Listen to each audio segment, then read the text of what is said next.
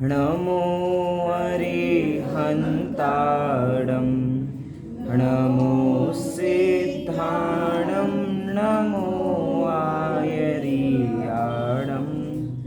नमो उवझायाणं नमो लोये सव्यसाहूणम्। मङ्गलं भगवान् वीरो मङ्गलं गौतमो गणे मङ्गलं कुन्दकुन्दात्यो जैनधर्मोऽस्तु मङ्गलम्। सर्वमङ्गलमाङ्गल्यं सर्वकल्याणकारकं प्रधानं सर्वधर्माणां जैनं जयतु शासनं जैनं जयतु शासनम्। अष्टानी का महापर्व अर्थात सिद्ध भगवान के गुणों को गुणगान करने के ये विशेष पर्व 8 दिन के पर्व हैं और कुल मिला के हम करते करते 7वें दिन तक पहुंच गए हैं। 7वें दिन तक पहुंच गए हैं, इसका अर्थ क्या हम ये समझें क्या हमें 7 तत्वों का श्रद्धान बराबर हो गया है? 7वें दिन तक पहुंच गए हैं। एक तरीके से 7वीं पूजन के अंदर हम 512 छंद समर्पित या 512 अर्घ समर्पित करके आ रहे हैं। तो वास्तव में वो अर्घ किसके लिए समर्पित किए जा रहे हैं? क्या हमें इनके माध्यम से 7 तत्वों का श्रद्धान हो रहा है या नहीं हो रहा है? वास्तव में जितनी भी चीज़ें हैं इस सारी एनालिसिस कोई और नहीं करेगा, ये हमें अपना मूल्यांकन स्वयं ही करना पड़ेगा कि वास्तव में क्या हम कितने पानी में हैं और कितना उससे ऊपर हैं, ये हमें विचार करना चाहिए। सप्तम पूजन है और सप्तम पूजन के अंदर जैसे जैसे संत लाल जी कवि आगे बढ़ते जाते हैं, एक एक पूजा से अगली अगली पूजा और विशेष होती जाती है। विशेष क्यों होती जाती है? क्योंकि जब अर्घ बढ़ रहे हैं, अर्घावली बढ़ रही हैं, तो और नई नई बातें हमें जानने को मिलती हैं। मात्र इसी के कारण वो विशेष हो रही हैं ऐसा नहीं है, साथ साथ में भाव भी बहुत गंभीर होते जाते हैं। हम रोज़ाना हमेशा जयमाला से चर्चा तो प्रारंभ करते ही हैं, इसके कुछ अगर हम अष्टक देखेंगे तो वास्तव में अष्टक भी बहुत भावों से भरे हुए हैं। इतना सुंदर सुंदर अर्थ इन अष्टकों के अंदर संत लाल जी ने दिया है। आप लोग सप्तम पूजा की अगर अष्टक निकालेंगे, हम बस मात्र 1 या 2 छंद की झलक देखेंगे और उसके बाद वापसी हम जयमाला पर आएंगे। देखिए आप सभी इसकी अष्टक निकाल लीजिए। मेरी पुस्तक में है पेज नंबर 117। 512 गुण सहित वास्तव में पूजन चल रही है। देखिए यहाँ पे हम चंदन का छंद देखिए, वास्तव में संत लाल कवि ने चंदन के छंद में क्या लिखा है। हमें लगेगा कि हम चंदन समर्पित कर रहे हैं, जिससे चंदन क्या है, वास्तव में शीतलता का प्रतीक है। जैसे कि चंदन के वृक्ष होते हैं, चंदन से सारा कार्य होता है, जिससे शीतलता मिलती है। यहाँ पर चंदन के बारे में क्या कह रहे हैं संत लाल कवि, इन 2 पंक्तियों के अंदर विशेष रूप से बताया। आप सभी को पंक्तियां दिख गई, न तू कोऊ चंदन न तू कोऊ केसरी। इनके माध्यम से देखिए क्या लिखा है, न तू कोऊ चंदन न तू कोऊ केसरी भेंट किए भव पार भयो है, केवल आप कृपा द्रग ही सो यह अथाह दधि पार लयो है। क्या कह रहे हैं इन 2 पंक्तियों में? बस कुछ कुछ पंक्तियां देखेंगे और वापसी जयमाला पर आएंगे। न तू कोऊ चंदन न तू कोऊ केसरी भेंट की, हे सिद्ध भगवान, मैं क्योंकि सिद्ध भगवान के गुणगान गा रहे हैं, तो हे सिद्ध भगवान, ना मैं आपको किसी प्रकार का चंदन समर्पित कर रहा हूँ, ना मैं आपको किसी भी प्रकार की चंदन भेंट कर रहा हूँ। क्यों ऐसा क्यों नहीं कर रहा हूँ? क्योंकि इनके माध्यम से भव पार होना संभव नहीं है। क्यों? क्योंकि वास्तव में सारी कैसी चीज़ें हैं, जड़ वस्तुएं हैं, और जड़ वस्तुएं वास्तव में समर्पित तो कर रहे हैं। अब एक प्रश्न ये भी हो सकता है, जब इनसे भव का पार होने ही नहीं वाला तो हम इतनी सारी सामग्री का इस्तेमाल भी क्यों कर रहे हैं? एक तरीके से हमारे लिए जो बहुमूल्य वस्तु है, हम तो आपके सामने वो समर्पित कर रहे हैं इस स्वरूप के अंदर कि मैं भी आपकी तरह आपके जैसा पद को चाहता हूँ। लेकिन वास्तव में ध्यान रखने वाली बातें हैं कि कोई भी चंदन काम नहीं आएगा, कोई भी जल काम नहीं आएगा, ये आठों के आठ जो द्रव्य हैं किसी काम नहीं आएंगे, क्योंकि ये भव को पार लगाने वाले नहीं हैं। देखा जाए तो पूजन किसी न किसी के आधार से की जाती है। जितने भी अज्ञानी जीव हैं, ज्ञानी जीव भी हैं, हम सब जीवों का जो उपयोग है बहुत चंचल है। कैसा चंचल है? जैसे बंदर एक पेड़ से दूसरे पेड़ पे बराबर छलांग लगाता रहता है, हर समय छलांग लगाता रहता है। ऐसे ही इस जीव का उपयोग बहुत चंचल है कि भगवान की स्तुति करने में इसका बराबर उपयोग लगा रहे, इतना इसका उपयोग सूक्ष्म नहीं है। तो उस उपयोग को सूक्ष्म करने के लिए, उपयोग को वहीं पर उनके गुणों पर केंद्रित करने के लिए ये 8 द्रव्य हैं कि बराबर ध्यान रहेगा कि अब जल का छंद गया है तो जल समर्पित करते हैं, अब चंदन का अर्घ है तो चंदन समर्पित करते हैं। वास्तव में मात्र आधार के लिए हैं, इन्हीं के माध्यम से कल्याण होगा ऐसा बिल्कुल भी नहीं है। इतने भी हमें बात ध्यान रखनी चाहिए। फिर आगे कह रहे हैं केवल आप कृपा दृग ही सो यह अथा दधि पार लय हुए। केवल आप कृपा दृग ही सो, कि हे सिद्ध भगवान हमें तो केवल आपकी ही कृपा चाहिए, इसी के माध्यम से हमारा ये संसार सागर पार हो जाएगा। देखा जाए तो ये कथन भी बहुत ही उपचार का कथन है, कल्याण तो हमें स्वयं ही करना चाहिए। आगे एक पुष्प का छंद भी आता है, निकालिए सब आप लोग पुष्प का छंद।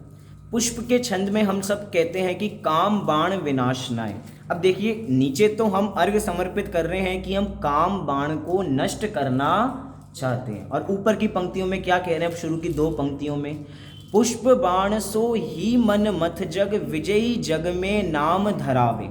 अर्थात जो ये पुष्प बाण हैं, अर्थात जितने भी कामदेव हैं वो प्रसिद्ध ही क्यों हुए हैं? इस काम बाण के वजह से ही तो वो प्रसिद्ध हुए हैं, अर्थात जग में उनकी विजय है, वो नाम इसी के कारण धराते हैं। और नीचे की पंक्ति में कह रहे हैं देखहूँ अद्भुत रीति भक्ति की तिस ही भेंट धर काम हनावे। अर्थात हे सिद्ध भगवान अभी तो वो कामदेव उसी से पूरित हैं, और हम उसी काम के बाण को नष्ट करने के लिए आपको काम बाण विनाशनाय अर्थात जो धूप समर्पित कर रहे हैं हम, पुष्प समर्पित कर रहे हैं, और हम आपके सामने पुष्प समर्पित कर रहे हैं। कितना विरोध है दोनों बातों में। देखा जाए तो वो कौन है? हम उनके जैसे पद की प्राप्ति करना चाहते हैं, उन्होंने काम बाण को नष्ट कर दिया है, और ऊपर की पंक्ति में काम बाण की तारीफ कर कर आ रहे हैं कि जो कामदेव हैं वो तो इसी से पूरित रहते हैं। उसके बावजूद भी मैं आपको ये अर्घ समर्पित कर रहा हूँ जिससे मैं उस काम बाण से रहित हो जाऊं। ऐसी बहुत सारे इसके अंदर छंद आते हैं जिसके अंदर ऐसी ही बातें की जाती हैं, हमें समझना चाहिए। अभी तो इस बार हम जयमाला का अर्थ देख रहे हैं, कभी विशेष समय मिलेगा तो हम अष्टकों को लेके भी अर्थ कभी करेंगे। आइए वापसी हम जयमाला पर आ जाते हैं। 174 मेरी पुस्तकों में देखिए दोहे से प्रारंभ करते हैं। रत्नत्रय भूषित महा मंच सुगुरु शिवकार, सकल सुरेंद्र नमे नमो पाऊं सो गुण सार। रत्नात्रय भूषित महा, कि आप कैसे हैं हे सिद्ध भगवान? आप रत्नात्रय से भूषित हैं। मंच सुगुरु शिवकार, आप सम्यक प्रकार के गुरु हैं। एक तरीके से आप तो गुरुओं के भी गुरु हैं, अर्थात जो हमारे साधु परमेष्ठी हैं या उन्हीं साधु परमेष्ठी में आचार्य और उपाध्यायों को भी ले लीजिए तो आप तो उनके भी गुरु हैं, अर्थात गुरुओं के गुरु हैं, महागुरु हैं। तो सुगुरु शिवकार अर्थात शिव को करने वाले हैं। नीचे की पंक्ति में कह रहे हैं सकल सुरेंद्र नमे नमो पाऊं सो गुण सार। सकल सुरेंद्र अर्थात सकल सुरेंद्र सारे देवता गण आपको नमस्कार करते हैं। पाऊं सो गुण सार, इसीलिए गुण का सागर हम प्राप्त करना चाहते हैं। देखिए कितनी बढ़िया बात कह रहे हैं कि सभी देव आपको नमस्कार कर रहे हैं। कौन से देव? जगत के बड़े बड़े देव आपको नमस्कार कर रहे हैं। क्या इसीलिए हम आपको नमस्कार कर रहे हैं या आपको नमस्कार करने का कोई और भी कारण है? विचार करने वाली बात है। संतलाल कवि ने तो भक्ति भाव में कह दिया कि अब 3 जो सकल मतलब कि सारे देवतागण जितने भी हैं, जब वो भी आपके मस्तक में झुक रहे हैं तो वो व्यक्तित्व कितना महान होगा। विचार करने वाली बातें हैं। लेकिन हम इन्हीं की वजह से भगवान की स्तुति करते हो, ऐसा बिल्कुल भी नहीं है। कहाँ लिखी है ये बात, किसी को ध्यान है क्या? कहाँ लिखी है ये बात कि हम इसके कारण आपको नमस्कार नहीं करते? रथकंड श्राफ का चार स्वयंभू स्त्रोत, स्वयंभू स्त्रोत नहीं, वास्तव में आप बिल्कुल नजदीक हैं। आचार्य संबंध भरत देव द्वारा विरचित एक देवागम स्त्रोत है जिसका दूसरा नाम आप्त मीमांसा है। इसकी शुरुआत यहीं से होती है, पहले ही छंद से। वास्तव में आचार्य संबंध भरत एक तरीके से आदि स्तुतिकार है। कौन है? आदि स्तुतिकार है। अगर किसी को अच्छी प्रकार से भगवान के गुणानुवाद करना आता है या स्तुति साहित्य में किसी ने बहुत बड़ा कदम रखा है तो वो आचार्य संबंध भरत हैं। भक्ति जाननी हो कैसे करनी चाहिए तो हमें किसके पास जाना चाहिए? संबंध भद्र आचार्य के पास जाना चाहिए। ऐसा क्या लिखा उन्होंने? वास्तव में पहले ही छंद से उन्होंने परीक्षा करनी प्रारंभ कर दी। किसकी परीक्षा करनी प्रारंभ कर दी? आप्त की। ग्रंथ का नाम ही है आप्त मीमांसा। एक दूसरा ग्रंथ भी है आप्त परीक्षा, हम उसकी बात नहीं कर रहे। किसकी बात कर रहे हैं? आप्त मीमांसा की बात कर रहे हैं। वास्तव में उन आप्त भगवान की भी एक तरीके से परीक्षा करना प्रारंभ कर दिया कि हे आप्त भगवान, मैं आपको क्यों नमस्कार करता हूँ, क्यों नमस्कार करता हूँ। इसीलिए पहला छंद दिया, देवागम नमो यान चामरादि विभूतया माया विश्वपि दृश्यन्ते नातस्त्वमसि नो महान। कि हे सिद्ध भगवान, हे अरहंत भगवान, जिनकी वो स्तुति कर रहे हैं, आप महान इसीलिए नहीं है। किसी लिए महान नहीं है? कि देवागम अर्थात देवों का आगमन होता है, जो यहाँ पे बात कह रहे हैं, सकल सुरेंद्र नमे नमो। ऐसा कह के मैं इन कवि की जो प्रतिष्ठा है उसको कम नहीं कर रहा हूँ, भक्ति भाव में ऐसा ही कहा जाता है। लेकिन समझने वाली बातें हैं कि देवागम, देवों के आगमन से मैं आपको नमस्कार करने वाला नहीं हूँ। फिर क्या कह रहे हैं? देवागम नभोयान अर्थात आप आकाश में गमन करते हैं। जैसे कि समोशरण में विहार होता है, समोशरण का, तो एक जगह से दूसरी जगह बराबर विहार होता है। तो आप आकाश नभ अर्थात आकाश, आप आकाश में गमन करते हैं। क्या मैं इसीलिए आपको नमस्कार करता हूँ? नहीं। चामर आदि विभूतया, कि चामर आदि अर्थात 64 चवर छत्र अष्ट द्रव्य सब कुछ ले लीजिए आदि के अंदर। चामर आदि ये जितनी भी चीज़ें हैं कि 64 चवर ढुल रहे हैं, कितने सारे चवर लगे, तो जितने चवर ये लग रहे हैं, क्या इन चवरों के कारण कि इतने सारे चवर ढुलाए जाते हैं इसीलिए क्या मैं आपको नमस्कार कर रहा हूँ? कह रहे नहीं, मैं इसके कारण भी आपको नमस्कार नहीं कर रहा हूँ। तो किसके कारण कर रहे हैं एक बार ये तो बताओ। कह रहे अभी बताएंगे, अभी रुको। नीचे की पंक्ति, माया विश्वपि दृश्यन्ते, क्योंकि ये जितनी 3-4 चीजें बताई ये तो मायावियों के अंदर भी पाई जाती है। रेवती रानी को भी 25वां तीर्थंकर दिखा था, नहीं दिखा था? देखो, देखे ना जाएंगे तो ऐसा लगेगा वास्तव में एक असली समोशरण लगेगा। कहानी पढ़े हम पूरा पुराण साहित्य, लेकिन वास्तव में जिसका दृढ़ श्रद्धान है कि कोई समोशरण नाम की चीज़ अब तो होने ही नहीं वाली है, अब तो कोई 25वें नाम के तीर्थंकर होंगे ही नहीं, ये श्रद्धान है वास्तव में पक्का। अब हमारा श्रद्धान ये होना चाहिए कि इन छोटी छोटी चीज़ों के कारण हम आपको नमस्कार नहीं करते। देवों का आना छोटा है क्या? कह रहे हाँ भैया, ये तो माया से देवगण वैसे ही बना लेते हैं, ये चवर आदि तो वैसे ढुला दिए जाते हैं। ये जितने छोटे छोटे चमत्कार होते हैं कि भैया छत्र हिल रहा है, भगवान के पसीना आ गया, ये हो गया, क्या वास्तव में हम इन छोटे मोटे चमत्कारों के माध्यम से आपको पूजेंगे? वास्तव में वो तो उन सब चमत्कारों का त्याग करके अपने चमत्कार के अंदर लीन हुए हैं और हम उन छोटे छोटे चमत्कारों से उनको जोड़ रहे हैं। ऐसी ही एक प्रसिद्ध घटना इस सिद्ध चक्र विधान के साथ भी जुड़ती हुई है, उसकी चर्चा भी करनी बहुत ज़रूरी है। कौन सी है वो चर्चा? श्रीपाल और मैना सुंदरी की वास्तव में बहुत संक्षेप में कथा देखेंगे, नहीं तो वास्तव में पूरा विषय नहीं होगा। क्या कह रहे हैं यहाँ पे? जैसे कि श्रीपाल हैं तो भैया श्रीपाल का रोग दूर हो गया। कैसे कि भैया बहुत भक्ति भाव किया तो गंधोदक कोढ़ पे लगा तो क्या दूर हो गया? कोढ़ दूर, जो बीमारी थी वो दूर हो गई। वास्तव में बात तो बिल्कुल सच्ची है, पुराणों के अंदर भी ऐसा लिखा है, हम आपको दिखा सकते हैं, लिखा है यहाँ पे। हाँ भैया, बात बिल्कुल ठीक है। एक जगह दिखा सकते हैं। मैं कह रहा हूँ कोई दूसरा उदाहरण हमारे पास है क्या कि ऐसा हुआ तो इसके बाद ऐसा गंधोदक लगाया तो फिर ऐसा कार्य हो गया। मैं ऐसा कह के गंधोदक की महिमा कम नहीं कर रहा हूँ। वास्तव में ये जितनी भी चीज़ें हैं ये मात्र निमित्त नैमित्तिक संबंध है।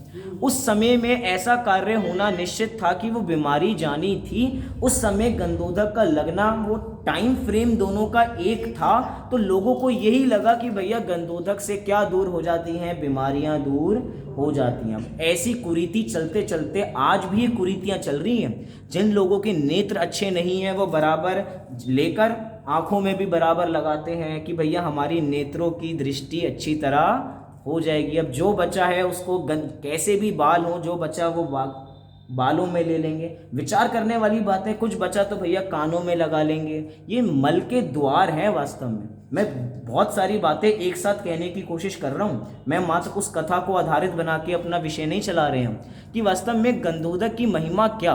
हम गंधोदक को मात्र मस्तिष्क पर ही क्यों लगाते हैं, ये सवाल हमारे मन में उपस्थित होना चाहिए। मस्तिष्क ही क्यों? हम तो कहते हैं कि पूरा शरीर ही मल का घर है, तो क्या ये मल का घर नहीं है? हाँ भैया, इसमें से भी मल बराबर निकलता है, लेकिन पूरे शरीर के अंदर अगर कोई सबसे उच्च स्थान होगा तो वो एक मस्तिष्क ही है। और जब हम झुकाते हैं तो वो मस्तिष्क ही झुकाते हैं। इसीलिए जो गंधोदक है वो कहाँ लगाया जाता है? मात्र मस्तिष्क पर ही लगाया जाता है। और मस्तिष्क पर कितना लगाएंगे? पूरा भर के लगाया जाएगा क्या? वो तो बाद में गिरने ही वाला है, उसकी अविनय होने ही वाली है। इसीलिए सावधानी पूर्वक पहले ही इतना लें कि उतने ही मस्तिष्क पे लगे और बाद में उसको जल से हमें धो लेना चाहिए। इतनी सारी बातें छोटी मोटी बातें हैं पाठशालाओं की, लेकिन पाठशाला वाले बच्चे सीख जाते हैं। लेकिन जितने पीढ़ी चलती आ रही है, पीढ़ी दर पीढ़ी ये बातें चलती रहती है। कहीं पे भी चले जाएं, साथ में डिबिया लेकर आते हैं, डिब्बी में भर के जाते हैं। कहाँ कहाँ डालते हैं भैया? दुकान में डालेंगे। बहुत सारी बातें, कभी वो विषय अलग, ग्रहित मिथ्यात संबंधी बातें अलग लेंगे। लेकिन यहाँ क्या कह रहे हैं? वापसी अपनी चर्चा पर आते हैं। यहाँ पर कह रहे हैं सकल सुरेंद्र नमे नमु, कि आपको सभी सुर अर्थात सभी देवता आपको नमस्कार करते हैं, इसीलिए मैं आपको इधर नमस्कार कर रहा हूँ। यहाँ पे तो इस प्रकार की बात है, लेकिन आप में कुछ ऐसे गुण हैं। और वो कौन से गुण हैं कि आप आगे छंद दिया है कि क्या है आपके अंदर गुण? दोषावरण योर हानि, सूत्र है ये, दोषावरण योर हानि, कि आप में दो चीज़ों की हानि है। एक है दोष की हानि है और एक आप में आवरण की हानि है। अर्थात हानि से मतलब नहीं है, आप में दोष भी नहीं है और आप में आवरण भी नहीं है। इस कारण से मैं आपको नमस्कार करता हूँ। ये सारी बातें हमें समझनी चाहिए। देखिए आगे क्या कह रहे हैं? जय महामोह दल दलन सूर, जय निर्विकल्प आनंदपूर, जय द्वैधी विमुक्त देव, जय निजानंद स्वाधीन एव। जय महामोह दल दलन सूर, दल अर्थात समूह। किसका समूह? क्योंकि मोह इधर शत्रु के रूप में, तो शत्रुओं का समूह। और एक तरीके से शत्रुओं के समूह के पीछे एक जो हेड होता है वो राजा भी होता है। तो इधर मोह दल कह के उस मोह रूपी राजा की ओर संकेत किया जा रहा है। तो जय महामोह दल दलन सूर, कि आप सूर हो अर्थात शूरवीर हो। कैसे शूरवीर हो? कि आपने महामोह रूपी राजा को भी नष्ट कर दिया है। जय निर्विकल्प आनंदपूर, आप तो निर्विकल्प हो अर्थात विकल्पों से पार हो और आनंद के पूर हो। आगे क्या कह रहे हैं? जय द्विधि कर्म विमुक्त देव, आप दो प्रकार के कर्मों से विमुक्त हो। इसकी चर्चा हम पहले भी करके आए थे। ये कौन से दो कर्म होंगे? सामान्य तौर पे तो हम कह सकते हैं कि द्रव्य कर्म और भाव कर्म। थोड़ा और गहराई में उतरे तो घातिया अघातिया भी कह सकते हैं। और एक चर्चा हम ये भी कर आए थे कि जो भाव कर्म है उनका तो नष्ट अरहंत अवस्था में करके आ चुके हैं। मैं रिवीजन करा रहा हूँ आपकी, जो पहले की बातें हम देख कर आए हैं। और साथ में अब जो द्रव्य कर्म है और नो कर्म है उनको भी इसमें द्विविधि कर्म के अंदर देख सकते। अलग अलग अपेक्षाएं हैं, उन अपेक्षाओं से समझना चाहिए। जय निजानंद स्वाधीन एव, आप निज आनंद में ही लीन रहते हैं और स्वाधीन हैं, क्योंकि वास्तव में जैन दर्शन स्वतंत्रता का दर्शन है जो कण कण की स्वतंत्रता का उल्लेख करता है। और एक करेक्शन और भी कीजिए, हमने शुरू में देखकर आए थे दोहे के अंदर लिखा था मंच सुगुरु शिवकार, वास्तव में वो मंच सुगुरु नहीं है, वो पंच सुगुरु है। करेक्शन है, मंच नहीं है, वो पंच है, तो उसका भी हमें देख लेना चाहिए था 5, क्योंकि पूरी जो पूर्व में 512 छंद समर्पित करके आए हैं उसमें 100 छंदों में एक एक परमेष्ठी का वर्णन कर कर आए हैं। तो पंच सुगुरु शिवकार, ऐसा अर्थ वहां पे समझना चाहिए। नीचे क्या कह रहे हैं अगली पंक्तियां, जय संशयादि भ्रम तम निवार, जय स्वामी भक्ति द्युति द्युति अपार, जय युग पद सकल प्रत्यक्ष लक्ष्य, जय निरावरण निर्मल अनक्ष। जय संशयादि भ्रम तम निवार, तम अर्थात अंधकार। कौन सा अंधकार? भ्रम रूपी अंधकार। ये कौन सा भ्रम है? तो संशय आदि रूपी भ्रम रूपी अंधकार को आपने निवार अर्थात नष्ट कर दिया है। ज्ञान संबंधी 3 दोष होते हैं, सम्यक ज्ञान के 3 दोष। पहला है संशय, दूसरा है विपर्य और तीसरा है अनध्यवसाय। संशय क्या है? 2 वस्तुओं में कि भैया ये है या ये है। फिर अगला क्या है? विपर्य, अर्थात विपरीत ही मान लेना कि ये क्या है, शरीर क्या है, शरीर ही आत्मा है, ऐसा समझ लेना। ये क्या हुआ? विपर्य। और अनध्यवसाय, कुछ होगा, अनध्यवसाय कुछ होगा, मतलब कि अगर इसको फ्रीक्वेंसी के हिसाब से बांटा जाए तो सबसे बुरा मिथ्यात, अर्थात बुरा मिथ्यात क्या, बुरा सबसे अज्ञान कौन सा नंबर का है? ये अनध्यवसाय नाम का है, जो वास्तव में ऐसा व्यक्ति है जो जानना ही नहीं चाहता। जो व्यक्ति संशय की दिशा में होगा, हो सकता है वो सम्यक प्रकार से निर्णय करके वो आगे पहुंच जाए, लेकिन जो अनध्यवसाय की स्थिति में है वो तो भैया जानना ही नहीं चाहता। कुछ होगा, हमें क्या है, होती होगी आत्मा, होता होगा कोई सिद्ध चक्र विधान, हमें कुछ नहीं करना, जो है सब बढ़िया चल रहा है, मौज मस्ती वाला व्यक्ति है वो अनध्यवसाय वाला व्यक्ति। तो आपने तो इन तीनों अज्ञान के दोषों को नष्ट कर दिया है। जय स्वामी भक्ति द्युति द्युति अपार, कि हे स्वामी आपकी भक्ति, आपकी द्युति अर्थात प्रकाश, स्तुति अर्थात आपकी स्तुति, सब कुछ अपरंपार है, विशेष अर्थ नहीं है, यही समझना। भक्ति, द्युति और स्तुति आपकी तीनों ही अपरंपार है। जय युगपद सकल प्रत्यक्ष लक्ष्य। अब यहाँ पे थोड़ा ध्यान देने वाली बातें हैं। जब हम सर्वज्ञ भगवान की परिभाषा बनाते हैं तो उसके अंदर शब्द आता है युगपद, अर्थात जो एक साथ जानते हैं, एक साथ वो जानते हैं। इसका मतलब विपरीत में, नेगेटिव में ये भी निकलता है कि हम एक साथ नहीं जानते हैं, वो तो अक्रम रूप में जानते हैं और हम लोग क्रम रूप में जानते हैं। हम एक एक छंद, एक एक शब्द को एक एक क्रम से ले रहे हैं, हम एक साथ सारी चीज़ें नहीं ले सकते, क्योंकि हमारे ज्ञान के अंदर तो बिल्कुल प्रोसीजर है कि अगर हम थोड़ा और बैक में जाएं तो अवग्रह, ईया, आवाय, धारणा, फिर कहीं जाके स्मृति होती है, और थोड़ा अच्छा रह जाए तो पृथ्वी ज्ञान होता है। बहुत लंबा प्रोसीजर है, लेकिन आपके ज्ञान में इतना लंबा प्रोसीजर है ही नहीं। एक तरीके से आपके ज्ञान में जो दर्शनोपयोग है और जो ज्ञानोपयोग है, ऐसा 2 भेद है ही नहीं। क्यों? क्योंकि हम जब 4 प्रकार के दर्शन देखते हैं कि उसमें केवल दर्शन भी है, लेकिन केवल दर्शन की परिभाषा में ये नहीं कहा जाता कि वो केवल ज्ञान से पहले होता है। वो केवल दर्शन की परिभाषा में ये दिया जाता है कि वो केवल ज्ञान के साथ होता है, अर्थात, और केवल ज्ञान की परिभाषा में दिया जाता है कि केवल दर्शन उसके साथ होता है, अर्थात दोनों युगपद होते हैं। उनका सामान्य अवलोकन, उनका विशेष अवलोकन, सब कुछ एक साथ है, युगपद है। और युगपद का ये भी समझें कि वास्तव में भूत, भविष्य, वर्तमान, ये तीनों काल उनको एक साथ नजर आते हैं। अब वाणी के अंदर तो भेद पड़ गया, भूत, भविष्य और वर्तमान। हम कहते हैं कि हमारे जो सर्वज्ञ भगवान है वो त्रिकाली जानते हैं, अर्थात 3 काल को जानते हैं। वास्तव में 3 काल को जानते हैं, ये कहना भी उनके ज्ञान में भेद डालना है, क्योंकि वो वास्तव में 3 काल रूप तो जानते ही नहीं है। उनके लिए तो सब कुछ सामने है, बिल्कुल आंखों के सामने सब कुछ स्पष्ट चल रहा है। आंखों के सामने से मतलब उनके ज्ञान में बिल्कुल सब कुछ स्पष्ट दिखाई दे रहा है। वर्तमान वत जो शब्द आता है वर्तमान के समान, ऐसा ही सब कुछ दिखाई दे रहा है। तो जय युगपद सकल अर्थात संपूर्ण, प्रत्यक्ष लक्ष्य अर्थात उनका लक्ष्य क्या है, प्रत्यक्ष का उनका लक्ष्य है। अब यहाँ पे भी अभी आगे एक शब्द आएगा आखिरी, अनक्ष। दिखा आप सभी को शब्द अनक्ष, जो एक शब्द है ना अक्ष, न्याय दीपिका में आचार्य अमित गति ने दो अर्थ किए अक्ष शब्द के। किसके किए, अक्ष। एक अक्ष का मतलब होता है आत्मा और एक अक्ष का मतलब होता है इंद्रिय। अब संभल के इसका प्रयोग नहीं करेंगे तो अर्थ का अनर्थ हो जाएगा। यहाँ पे जो प्रत्यक्ष में अक्ष शब्द आया है वहां पे वो आत्मा के अर्थ में आया है, और जो अनक्ष के अंदर अक्ष शब्द आया है वो इंद्रियों के रूप में आया है। देखो क्या कह रहे हैं, इतना समझ में आया।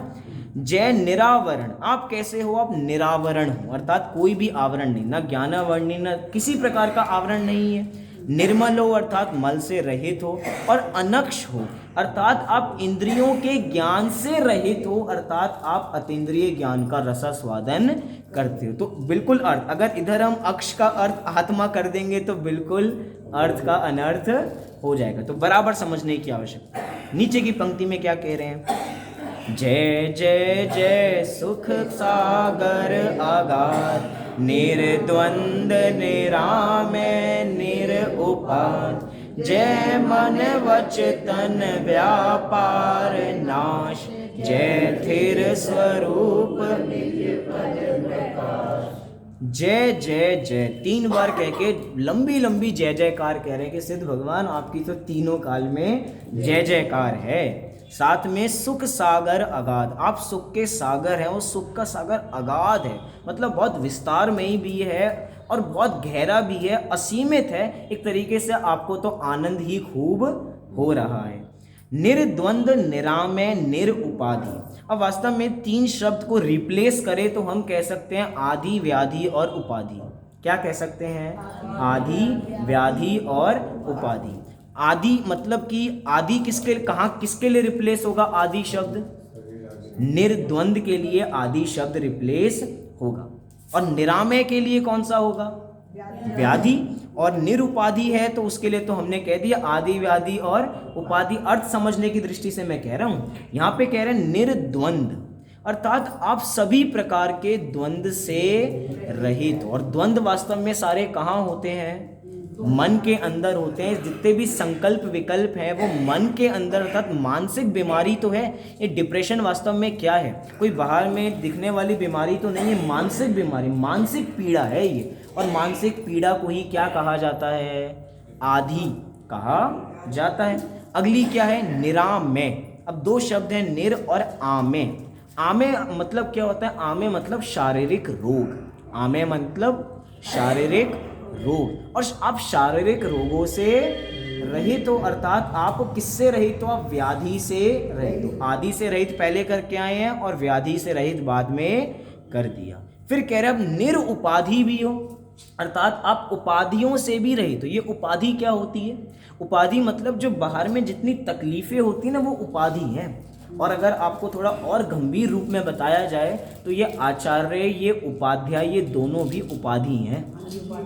ये उपाधि वास्तव में अभी मैंने इससे पहले कहकर आया हूं कि तकलीफ में दशाएं हैं वास्तव में ये।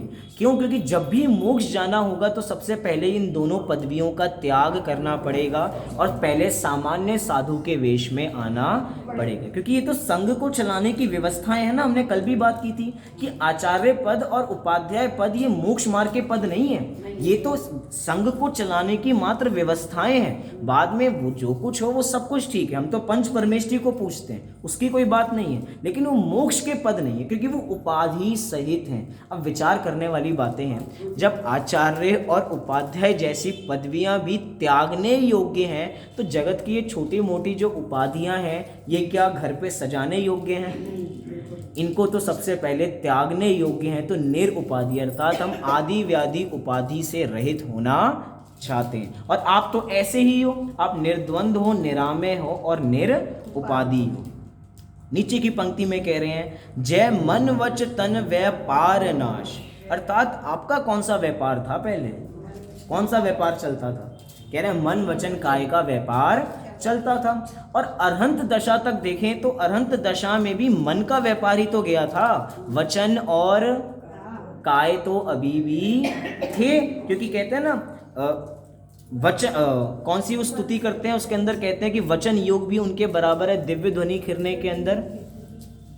याद आएगी तो मैं आपको बराबर वो पंक्ति बताऊंगा कि उसके अंदर किसके अंदर वचन योग के माध्यम से आपकी भविभागन वच जो गे वशाय तुम धुनी है सुने वे भ्रम नशाय। क्या कह रहे हैं इस पंक्ति में?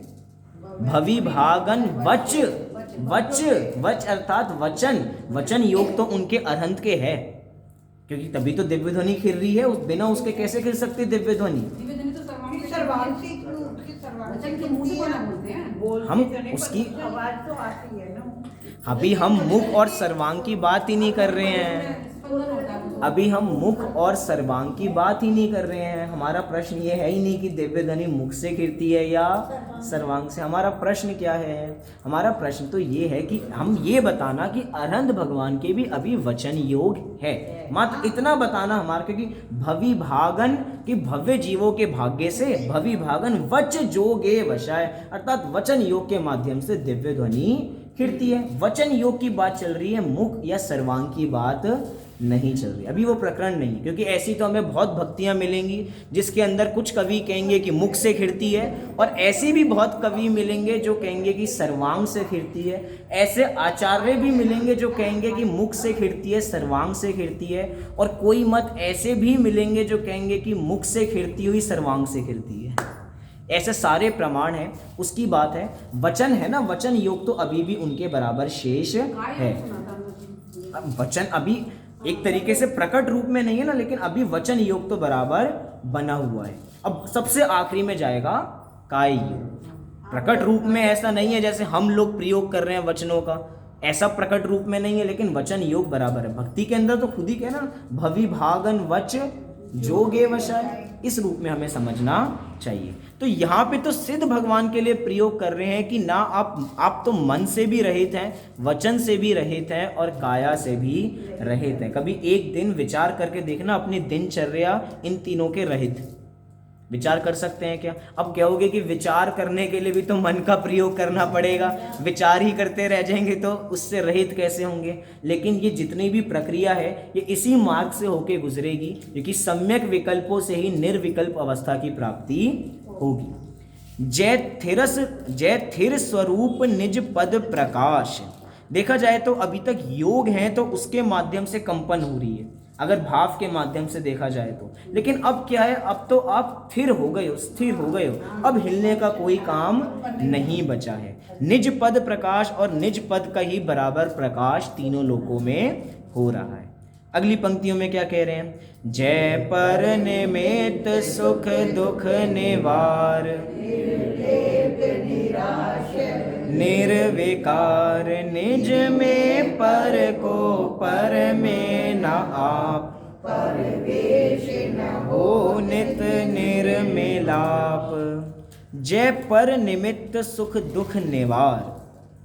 अब देखिए, पहले भी बहुत बार बात आई है कि जब जब सुख और दुख की एक साथ चर्चा होती है तो जो सुख की चर्चा है उसको सांसारिक सुख समझना चाहिए जब वो दुख के साथ जुड़ता है। तो यहाँ पे सांसारिक सुख की बात चल रही है तो वो वास्तव में सांसारिक सुख तो दुख ही है, क्योंकि वास्तव में जिसके पश्चात दुख भरा वह सुख सदा ही त्याज्य रे, पश्चात जिसके दुख भरा। अभी अभी हमें सुख लग रहा है वास्तव में, लेकिन वास्तव में उसके तत्काल बाद ही क्या मिलने वाला है? दुख मिलने वाला है। कैसे मिलने वाला है? थोड़ा एक्सपेरिमेंट करके दिखाओ कि भैया हमें बादाम का हलवा तो बहुत अच्छा लगता है, कितना खाएं? खाते जा रहे हैं। अभी तो बहुत बाहर से सुख भैया देसी घी में बना है, हमने बढ़िया बनवाया, बिल्कुल शुद्ध। अरे सब खा सकते हैं, 8 पैरे घी का है, बिल्कुल खूब खाओ। लेकिन जितना खाते जाएंगे बाद में तकलीफ किसको होने वाली है? क्योंकि अंदर जाने की तो बात है लेकिन उसको पचाने की शक्ति नहीं। ऐसे हर चीज़ में लगाना, जो चीज़ हमें तत्काल के लिए सुख को देने वाली है वो थोड़े ही समय बाद वही दुख को देने वाली है। एक मोबाइल है, हम कितनी देर तक उसको देखें कि हम सुखी हो जाएंगे? जब हमारा फेवरेट सीरियल चल रहा हो, फेवरेट टीवी सीरियल है तो मज़ा है, लेकिन बीच में जैसे ही ऐड आता है तो वही चीज़ बुरी लगने लग जाती है। तो पश्चात जिसके दुख भरा। और वास्तव में जितने भी विषय कषाय हैं ये भोगने से पहले दुख, भोगते हुए दुख और भोगने के बाद तो दुख भरे हुए ही हैं। लालसा तो हर समय है ना। दुख वास्तव में विषय कषायों को पोषण करने का नहीं है। जो अंतरंग में इच्छा बैठी हुई है उसके कारण दुख हो रहा है, वो तो बाहर की क्रिया है वास्तव में जो भी चल रही है। क्योंकि भैया ज्ञानी भी तो भोग कर रहे हैं, उनकी तो कोई दिक्कत नहीं है, वो उसमें तन्मय नहीं हो रहे, वो बार बार तीव्र इच्छा ऐसी विशेष नहीं है। लेकिन अज्ञानी की तीव्र इच्छा इतनी है कि हर समय वही काम चलते रहते हैं। और देखा जाए तो एक ज्ञानी दूसरे ज्ञानी से मिलता होगा तो क्या कहता होगा, ज्ञानी से ज्ञानी मिले करे ज्ञान की बात, मूर्ख से मूर्ख मिले चले जूत और लात। यही चलते होंगे और क्या चलता होगा वास्तव में। एक ज्ञानी दूसरे ज्ञानी से मिलता है, सारे सिद्ध एक दूसरे से मिल रहे हैं, एक ही सिद्ध के अंदर अनंत सिद्ध विराजमान है, तो वो क्या कर रहे हैं, ज्ञान की बात कर रहे हैं, अर्थात अपने ज्ञान की अपने में बात कर रहे हैं। और एक मूर्ख दूसरे मूर्ख से मिलता है तो क्या करता है, चले जूत और लात। आपस में वचनों के, हम सज्जन लोग हैं भैया, अच्छे कपड़े पहनते हैं, वाइट कॉलर वाले हैं, तो ऐसे जूते लेके तो नहीं भागते, लेकिन वचनों के माध्यम से तो इतने जूते मारते हैं, भिगो भिगो के मारते हैं। वचनों के माध्यम से विचार करने वाली सारी बातें हैं। यहाँ पे तो कह रहे हैं जय पर निमित्त। ये भी बात क्लियर हो गई कि जितना भी सुख दुख है वो सारा पर के निमित्त से ही हो रहा है और आपने उसका निवारण कर दिया। निर्लेप निराश्रय निर्विकार, आप निर्लेप हो, आप निराश्रय हो, आप किसी के भी आश्रित नहीं हो और निर्विकार हो। अब यहाँ पे भी थोड़ा भेद देख सकते हैं हम, कैसे। निर्लेप के अंदर हम ऐसा देख सकते हैं कि आप भाव कर्मों से रहित हो, और निर्विकार के अंदर हम देख सकते हैं कि आप द्रव्य कर्मों से रहित हो। क्योंकि बिल्कुल जो नज़दीक, लेप बिल्कुल नज़दीक लगाया जाता है ना, तो एक तरीके से भाव का प्रतीक। निर्विकार की कोई विकार नहीं बचा है तो हमने उसको द्रव्य कर्म के खाते में दे दिया। और साथ में आप निराश्रय हो, किसी के आश्रित नहीं। निज में पर को पर में ना आप। अब देखा जाए तो अभी हमने बात की ना, एक ही सिद्ध के अंदर अनंत सिद्ध रहते हैं, उसके बावजूद भी निज में पर को पर में ना आप, ना निज में पर है ना पर में निज है, सब अपने अपने में बराबर रहते हैं, स्वतंत्र रहते हैं। अभी सब स्वतंत्र हैं या नहीं, सब स्वतंत्र हैं, लेकिन सब इतने पराधीन क्यों लग रहे हैं। हम पराधीन हैं, पराधीन नहीं है क्या हम लोग, हम स्वभाव से तो स्वाधीन कह रहे हैं, वो तो बात ठीक है। अभी क्या है कि बारंबार हर समय हम स्वाभाविक बात करें वो भी नहीं हो सकता। क्यों, क्योंकि दोष निकालने कहाँ हैं, दोष तो हमें अपने निकालने हैं। फिर कह रहे हो कि हमें दोष निकालने हैं तो हमें तो उस बात करनी पड़ेगी ना कि हम वास्तव में अभी हम पराधीन हैं, हम अभी परतंत्र हैं। किसके परतंत्र हैं, अभी हम इस पुस्तक के भी परतंत्र हैं। अगर हमें बराबर आंखों से दिखाई नहीं देगा, ये हमारे सामने ये विधान की पुस्तकें नहीं होंगी तो हमें अर्थ समझ में नहीं आएगा। हमारी आंखें बराबर नहीं होंगी तो हमें ये अर्थ समझने, मतलब पढ़ने में नहीं आएगा। कान बढ़िया नहीं होंगे तो सुनने में नहीं आएगा। इसको कह के मैं इंद्रियों की तारीफ कर रहा हूँ, ऐसी बात नहीं है। लेकिन उसके बावजूद भी जो इंद्रियां हैं वो हमें मदद तो कर रही है इनको जानने में, निमित्त तो हैं बराबर, लेकिन उसके बावजूद भी ज्ञान तो अपनी आत्मा से ही बराबर होता है, इनके माध्यम से नहीं होता। अब ये है तो इनका प्रयोग बराबर हो रहा है, लेकिन देखा जाए तो ज्ञान तो अपने भीतर में ही हो रहा है। लेकिन परवेश ना हो नित निर्मिलाप की, जो परवेश अर्थात किसी भी प्रकार का निज में पर का या पर में निज का जो कुछ था, अब कोई प्रवेश अर्थात किसी प्रकार का प्रवेश नहीं हो रहा है। नित निर्मिलाप, किसी प्रकार का मिलाप नहीं होता। और जब कण कण स्वतंत्र है तो मिलाप की बात ही कहाँ आती है। इस निर्मिलाप को कौन सा सामान्य गुण संकेत करता है, निर्मिलाप, या कौन सा अभाव सिद्ध करता है, अत्यंताभाव, कि एक द्रव्य दूसरे द्रव्य, एक द्रव्य में दूसरे द्रव्य का अभाव है, इसी का नाम क्या है, अत्यंता अभाव। अत्यंत अभाव है, अत्यंत अभाव अर्थात निर्लेप है, स्वभाव से हैं। और सिद्ध भगवान तो ऐसे हैं जिन्होंने पर्याय में भी ऐसी अवस्था प्रकट कर ली है। फिर क्या कह रहे हैं, तुम परम धर्म आराध्य सार, निज सम करी कारण दुर्निवार। तुम पंच परम आचार युक्त, निज भक्त वर्ग दातार। एक और छंद देखते हैं। एकादशांग सर्वांग पूर्व, स्वे अनुभव पायो फल अपूर्व। अंतर बाहिर परिग्रह नसाय, परमारथ साधु पद लहाय। अब इन दो छंदों की अंतिम 3 पंक्तियों के अंदर, अर्थात नीचे से जो 2 छंदों की 3 पंक्तियां हैं, अब बात हम गुणगान कर रहे हैं सिद्ध भगवान के, और बात किसकी करेंगे?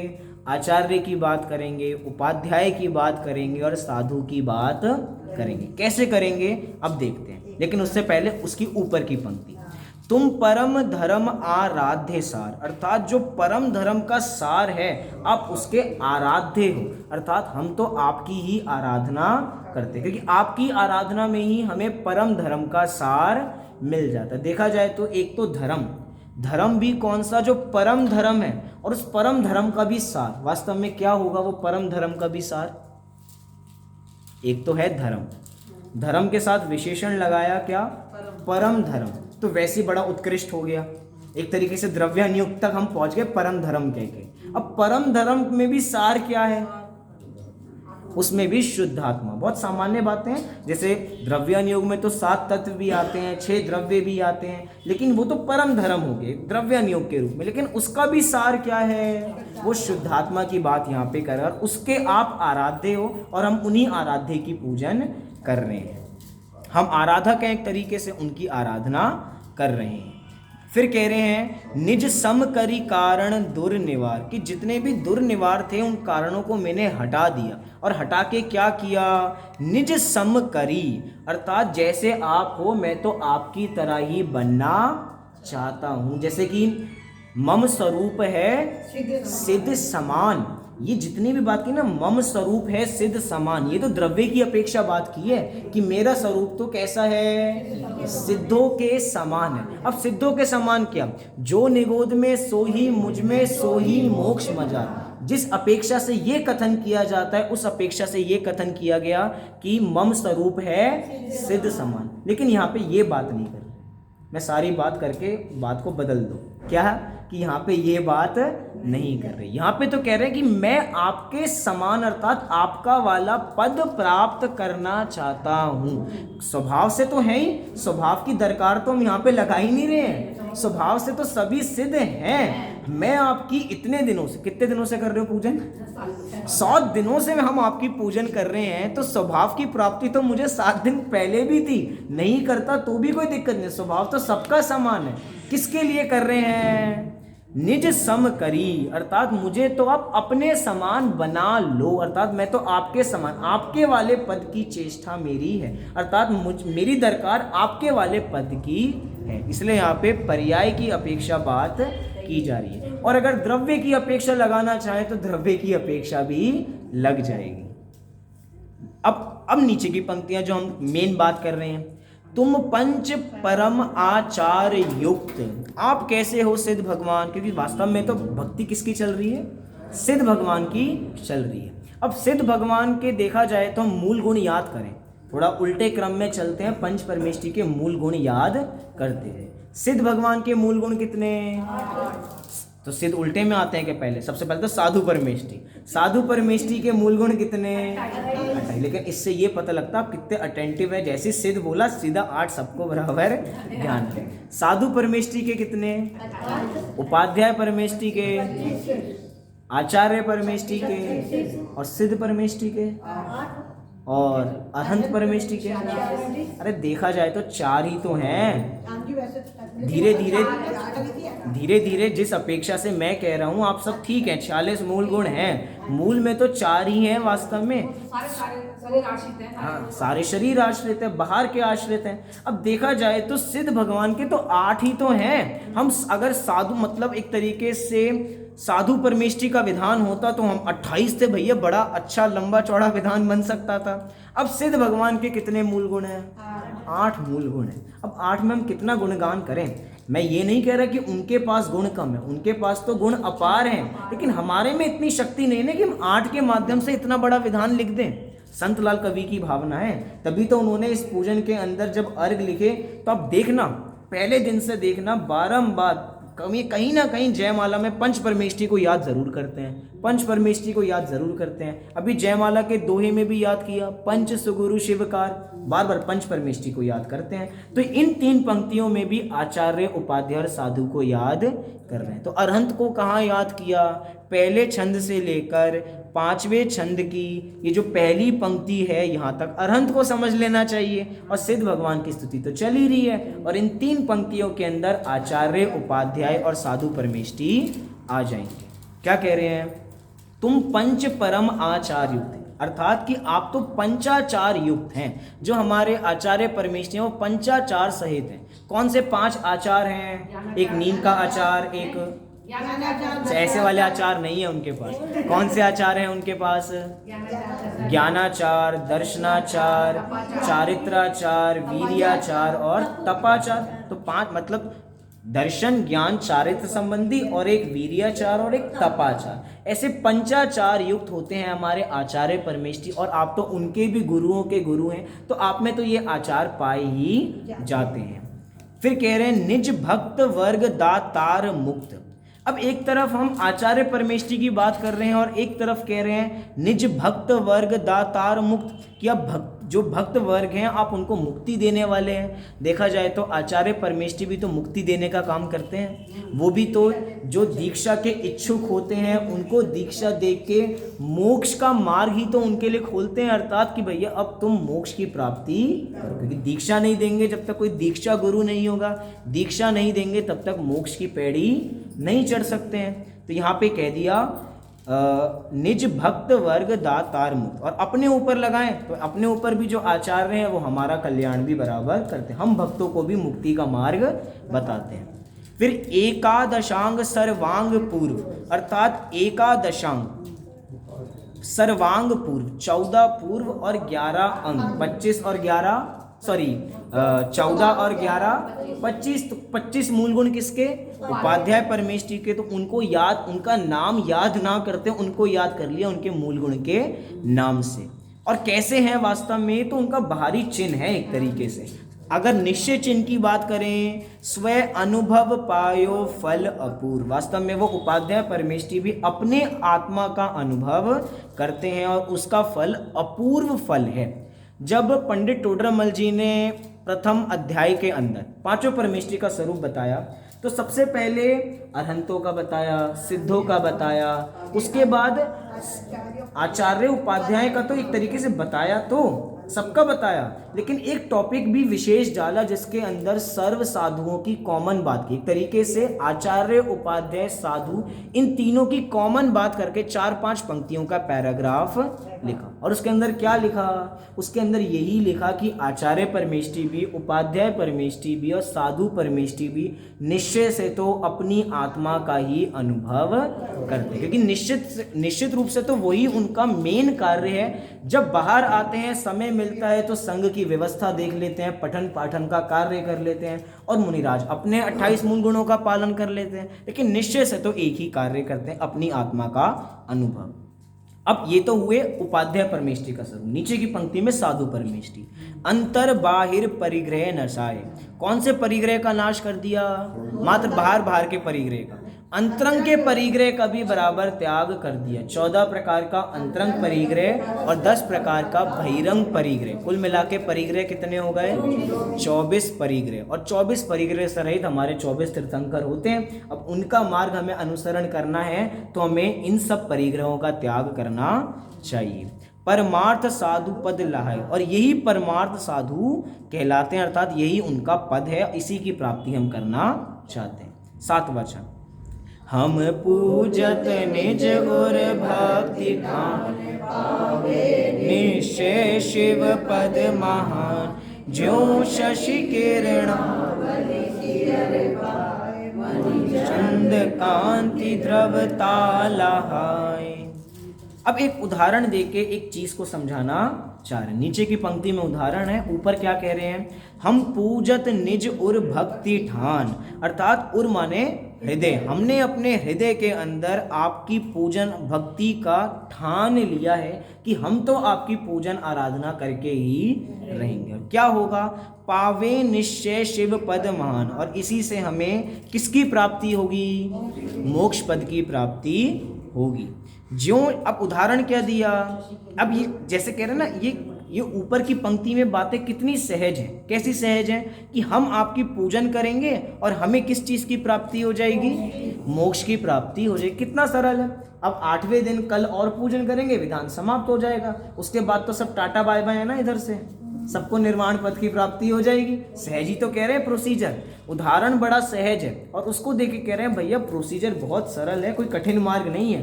क्या कह रहे हैं, ज्यों शशि किरणावली सियर पाए, सियर माने शीतल, सियर माने शीतल, जो चंद्रमा की किरणावली, जो चंद्रमा है वो शीतलता को प्रदान करने वाला है।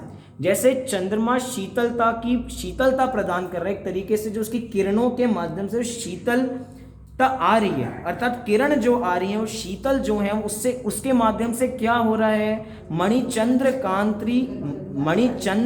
कांति द्रवता लहाय, जो चंद्रकांत मणि है वो खुद ही ऑटोमेटिक द्रवित हो जाती है। कुछ कठिन मार्ग है क्या, जो चांद है वो तो रोज निकलता है, उसकी किरणें तो रोज निकलती हैं, और साथ में कैसी किरणें होती हैं, वो शीतल किरणें होती हैं, और अगर चंद्रकांत मणि रखा हो तो वो स्वयं ही द्रवित हो जाता है। तो एक तरीके से वो चंद्रकांत मणि इधर कौन है, कौन है इधर चंद्रकांत मणि, हम हैं वास्तव में, वो चंद्रकांत मणि हम हैं। अब जब हम निकलेंगे तभी तो वो जो चंद्रमा की शीतल किरणें वो हमें स्पर्श करेंगी।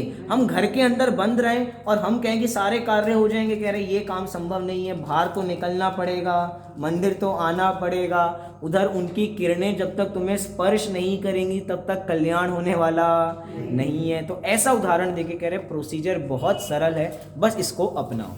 आगे क्या कह रहे हैं, अब दूसरा छंद है, जय भव भय हारम बंद विडारम सुख सारम शिव करतारम नित संत सुध्यावत पाप नशावत पावत पद निज अविकारम। बहुत सरल है वास्तव में, पढ़ते जाओ अर्थ हो जाता है। जय भव भय हारम, आप भव के भय को हरण करने वाले हो, साथ ही साथ बंद विडारन, अर्थात 8 कर्मों का जो जिसके माध्यम से बंधन था उसको आपने विडार दिया है, नष्ट कर दिया है। सुख के सार हो और शिव को करने वाले हो, अर्थात मोक्ष को, कल्याण को करने वाले हो। नित संत सुध्यावत, अर्थात जो नित है, संत जी कैसे बैठे हैं, नित बैठे हैं, जैसे 66 दिन तक बराबर जीव बैठे रहे थे, ऐसी संत कवि तो आपकी स्तुति में कैसे बैठे हैं, नित बैठे हैं। और हम नित नहीं बैठ सकते, जैसे प्रवचन पूर्ण